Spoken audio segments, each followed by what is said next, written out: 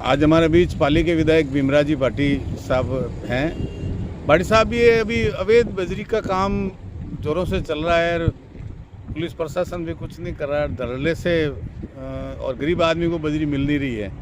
जो नदी के पास गांव में जो लोग रह रहे हैं वो बजरी लेने की स्थिति में नहीं है। इनको बजरी वालों को अणुते पैसे देने पड़ रहे हैं। इसके बारे में थोड़ा आप बताते। बजरी का जो अवैध कारोबार है वो अवैध कारोबार इतनी जोर शोर से चल रहा है। रोहित के बाजू में हजारों टन बजरी इकट्ठी हुई पड़ी थी, वो कब साफ हो गई किसी को पता ही नहीं चला।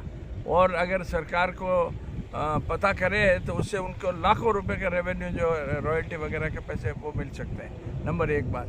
नंबर दो बात, सारी रात यहाँ कल्लाड़ी के बाजू में रामपुरा के उस पे नाले पे ये सब जगह से ये बाकरीवाला और इस रोड पे रात भर टैंक डंपर और रात भर जेसीबी और रात भर ट्रैक्टर चलती रहती है। और ये पुलिस थाने में जो लोग बजरी का अवैध व्यापार कर रहे हैं और बजरी माफिया है, जिन्होंने बजरी के नाम पे लाखों करोड़ों रुपए कमाए, वो लोग यहाँ थाने में बैठे रहते हैं और पंचायती करते हैं। हिस्ट्री सीटर जो लोग हैं वो हिस्ट्री सीटर थाने में बैठे रहते हैं और पंचायती करते हैं। और हिस्ट्री सीटर जो गलत काम कर रहा है उसकी तो शायद उसको तो साक्षी बिनते हैं। और पुलिस के ऊपर इनका इतना प्रेशर है, इतना दबाव है और इतना इनका पैसे का लेन देन का जोर है कि वो पुलिस भी इनके नाम से चुप है। और कोई अवैध खनन को रोकने वाला नहीं है।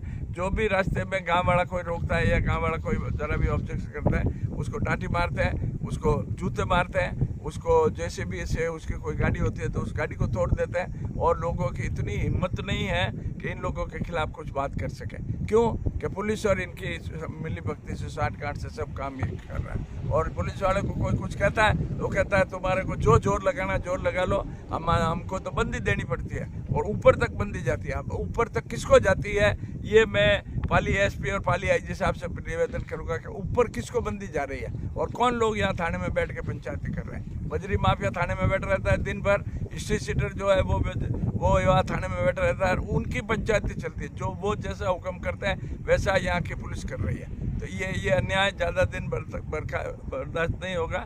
इसलिए मैं पाली पुलिस प्रशासन को और एसपी साहब को, आईजी साहब को इनको सावधान करना चाहता हूँ कि मेहरबानी करके इसके ऊपर तुरंत रोक लगाए। और नहीं तुरंत रोक लगाई तो यहाँ आपस में लड़ झगड़ के ये जो ईमानदार लोग हैं वो जो ऑब्जेक्शन कर रहे हैं वो और इन बेईमानों के बीच में बहुत बड़ा संघर्ष होगा। और उस संघर्ष का कोई जवाबदार नहीं होगा। उस संघर्ष की जितनी भी तकलीफ होगी वो सब खामियाजा पुलिस को भुगतना पड़ेगा, प्रशासन को भुगतना पड़ेगा।